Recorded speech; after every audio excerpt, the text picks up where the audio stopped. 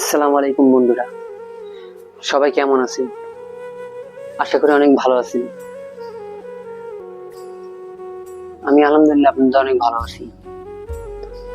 আজকে এই ভিডিওটা করার মানে হচ্ছে কিছু কথা আমি আপনাদের সামনে বলবো, যে কথাগুলো না বললেই নয়। মানুষের উপরে উঠতে গেলে যে কত পরিমাণে বাধা আসে, মানে এটা কাউকে কখনো হয়তোবা বলে বোঝানো যাবে না, ঠিক আছে?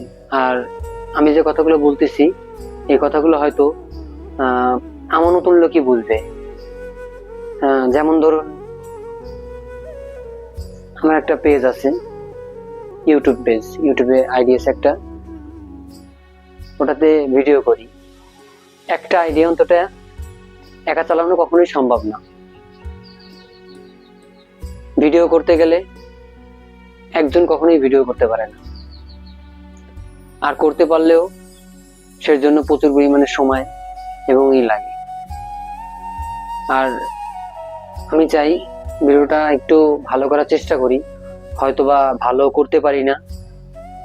আপনাদের কাছে কেমন লাগে সেটা বলতে পারবো না আমি, আপনারা যদি বোঝায় না বলেন। এখন ভিডিও করার জন্য এই যে আজকে কিছুদিন ধরে আমি, গতকালকে আমি ভিডিও দিতে পারিনি ইউটিউবে, আজকেও ভিডিও দিতে পারিনি। কারণ কি জানেন? এর কারণ হচ্ছে, যদি কাউকে আমি ভিডিওর জন্য ফোন দিই, ভাই ভিডিও করবি আয়, বলতেছে আসতেছি আসতেছি বলে সে আর আসে না।